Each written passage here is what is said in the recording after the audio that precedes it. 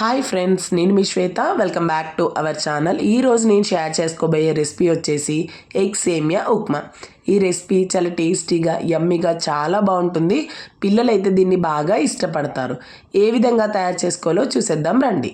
ముందుగా ప్యాన్లోకి 1 table spoon oil తీసుకొని దాంట్లోకి 1 కప్పు వరకు సేమియాని తీసుకోండి. దీన్ని మీడియం ఫ్లేమ్లో సేమియా అనేది మంచి కలర్ వచ్చేంత వరకు ఫ్రై చేసుకోండి. ఇలా మనకు సేమియా చక్కగా రోస్ట్ అయిపోయిన తర్వాత ఏ కప్పు క్వాంటిటీతో సేమియా తీసుకున్నామో సేమ్ కప్పు క్వాంటిటీతో 3 కప్పుల వరకు వాటర్ని యాడ్ చేసుకోవాలి. ఇలా వాటర్ యాడ్ చేశాక ఒకసారి సేమియాని వాటర్ని బాగా కలుపుకోవాలండి. మనం ఆల్రెడీ ఆయిల్ వేసి ఫ్రై చేసుకున్నాం కాబట్టి సేమియా అనేది ఒకదానికొకటి అతుక్కోకుండా విడివిడిగా వస్తుంది. ఒకసారి కలుపుకున్న తర్వాత దీంట్లోకి 1/2 టేబుల్ స్పూన్ వరకు ఉప్పు వేసుకొని మరొకసారి బాగా కలుపుకొని మూత కవర్ చేసుకొని ఈ సేమియాని 60 to 70% కుక్ చేసుకోవాలి. మధ్య మధ్యలో ఇలా కదుపుతూ ఉండాలండి. ఓవర్ కుక్ అయినట్టయితే మనకి ఈ సేమియా ఉప్మా అనేది ముద్దలా అవుతుంది.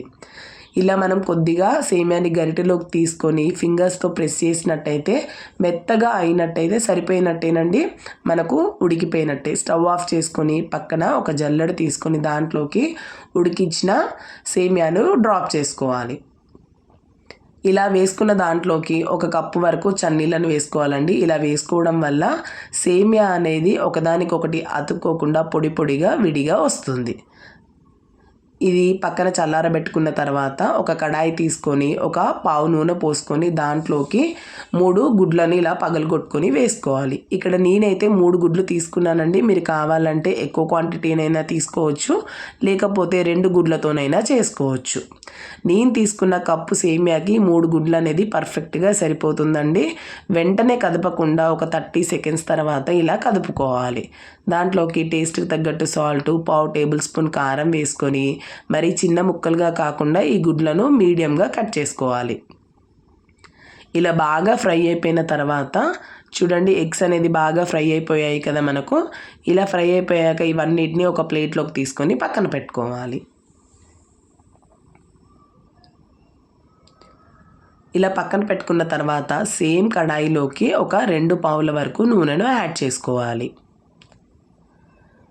మనకు నూనె అనేది బాగా వేడెక్కాక సన్నగా చాప్ చేసుకున్న 1/2 కప్పు వెల్లుల్లి, సన్నగా చాప్ చేసుకున్న 1 పచ్చిమిరపకాయ వేసుకొని ఒక 30 సెకండ్స్ బాగా ఫ్రై చేసుకున్న తర్వాత దాంట్లోకి సన్నగా చాప్ చేసుకున్న 1/2 కప్పు ఉల్లిపాయలు, సన్నగా చాప్ చేసుకున్న 1/2 కప్పు బీన్స్, సన్నగా తరుక్కున్న 1/2 కప్పు క్యారెట్, సన్నగా తరిగిన 1/2 కప్పు క్యాప్సికమ్.